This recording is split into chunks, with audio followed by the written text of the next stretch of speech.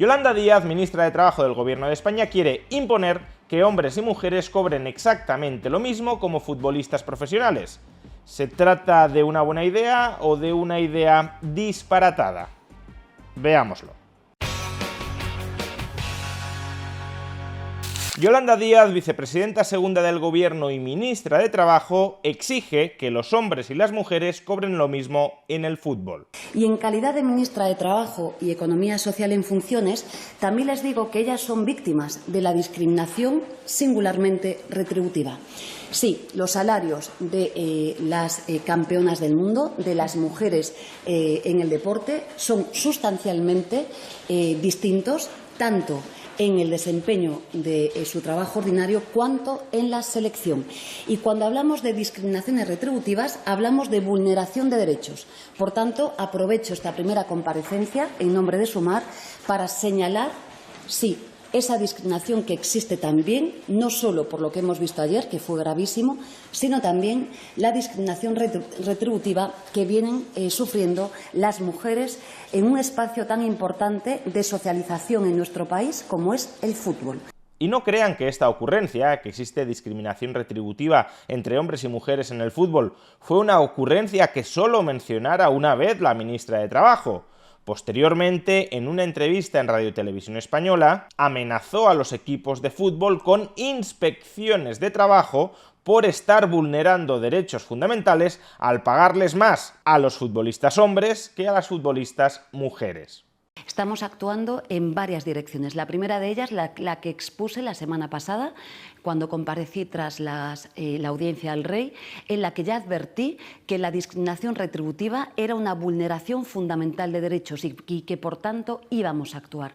La Inspección de Trabajo ya está actuando en nuestro país para corregir las diferencias retributivas que tienen las deportistas femeninas y los deportistas masculinos. Insisto, cuando hablamos de diferencias retributivas, hablamos de discriminación y cuando hablamos de discriminación hablamos de vulneración de derechos fundamentales. Probablemente Yolanda Díaz piense que si dos personas desempeñan externamente, materialmente la misma actividad, esas dos personas han de cobrar el mismo salario, han de obtener la misma remuneración. Si una persona juega bien al fútbol durante determinadas horas y otra persona juega igual de bien al fútbol durante las mismas horas, desde la perspectiva de la ministra de Trabajo, esas dos personas deberían obtener unos mismos ingresos. Pero esta idea es una idea totalmente incorrecta. El mercado no remunera per se tiempo de trabajo, esfuerzo o mérito.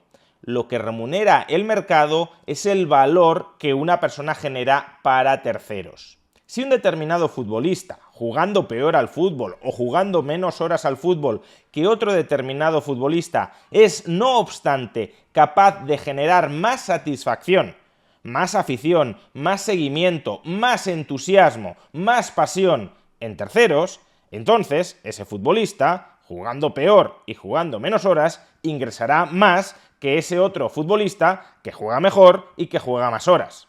Porque, repito, lo que remunera el mercado es el valor que cada uno de nosotros es capaz de generar para los demás. Y en principio, claro, cabe suponer que si un futbolista juega mejor al fútbol y juega más horas al fútbol que otro, tenderá a generar más satisfacción entre los ciudadanos. Pero ese no tendría por qué ser siempre el caso. Quizá un futbolista juega peor que otro, pero tiene más carisma, o se trata de un futbolista mayor que ya no está en su mejor momento, pero que ha sido un futbolista histórico que por tanto tiene a muchísimos aficionados detrás, o simplemente porque ha jugado mejor sus cartas de marketing y por tanto tiene más seguidores, tiene más fans que otro futbolista. Pues bien, en este caso no importaría que juegue peor o juegue menos horas, porque si es capaz de despertar una mayor pasión que el segundo futbolista, como digo, cobrará más. Y eso es exactamente lo que sucede con el fútbol masculino y el fútbol femenino.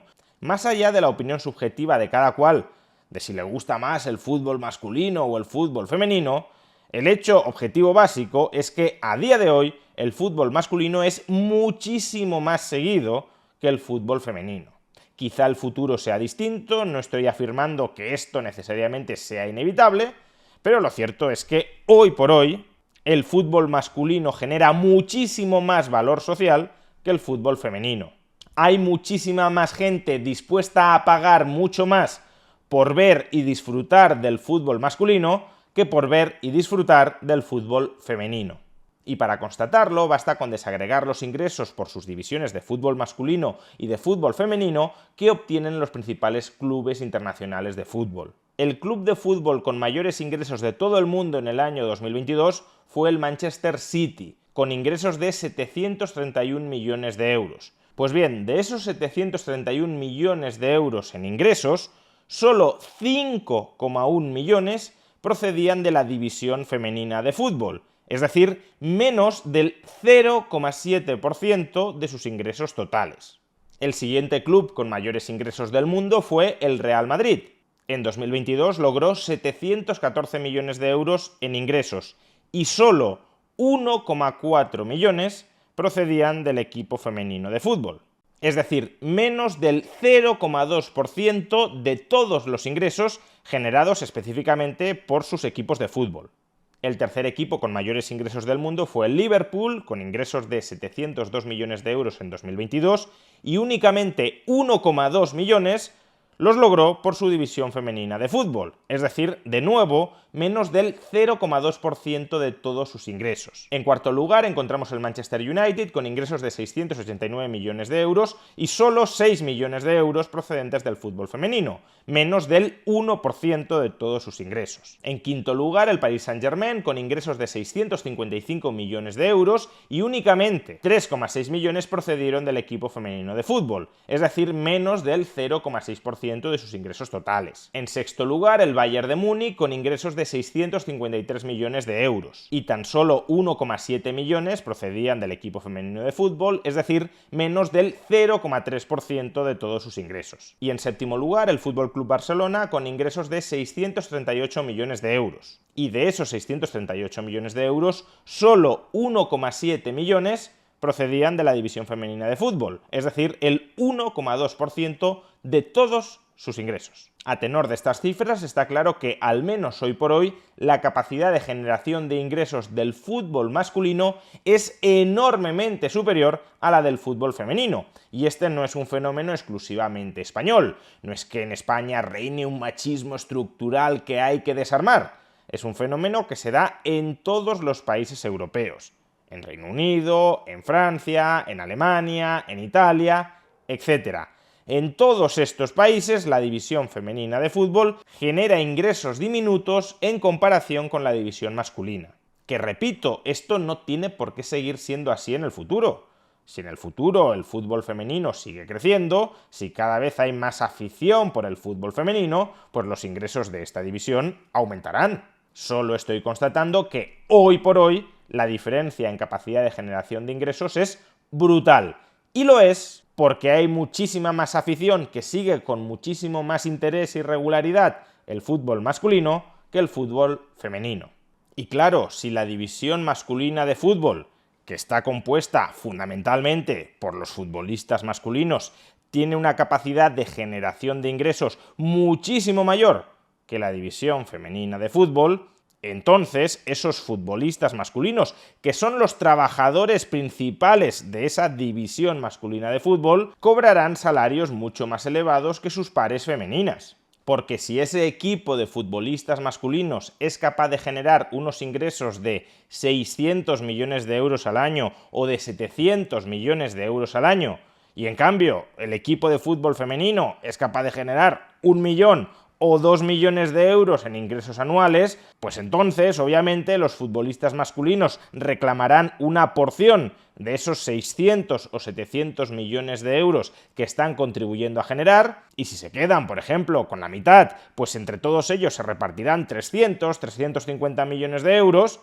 y en cambio, aunque las futbolistas femeninas se queden con el 100% de los ingresos que contribuyen a generar, pues se repartirán no 350 millones de euros, sino 1 millón o 2 millones de euros. Es imposible que hoy por hoy los futbolistas masculinos cobren lo mismo que las futbolistas femeninas porque no generan los mismos ingresos.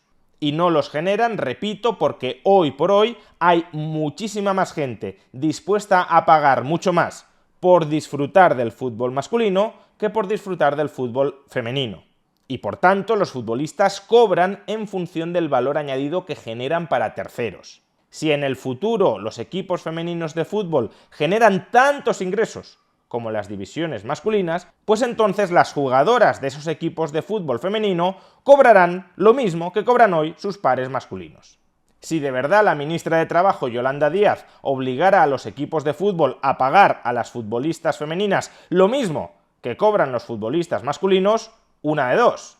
O los equipos de fútbol rebajarían enormemente los salarios de los futbolistas masculinos, de tal manera que los mejores futbolistas no vendrían a la Liga Española y los ingresos de la Liga Española se hundirían, o bien si obliga a que las futbolistas femeninas cobren lo mismo que los futbolistas masculinos, es decir, si obliga a que los gastos salariales de un equipo de fútbol que genera 1 millón de euros en ingresos o 2 millones de euros en ingresos sean solo por el lado de los salarios gastos de 300 o 400 millones de euros, pues entonces las pérdidas de ese equipo de fútbol femenino serían tan gigantescas que los clubes de fútbol optarían por cerrarlos.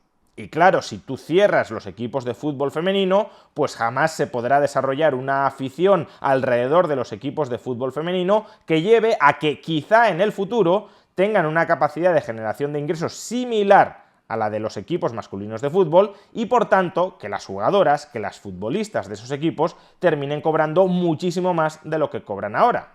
Al final, si Yolanda Díaz consiguiera su objetivo, imponer una estricta equiparación salarial entre el fútbol masculino y el fútbol femenino a día de hoy, lo único que lograría sería destruir el fútbol femenino y arruinar a todas las jugadoras que hoy por hoy viven del fútbol femenino. Es decir, que Yolanda Díaz, buscando una malentendida igualdad, lo único que conseguiría sería más pobreza, así en el fútbol como en el resto de la economía.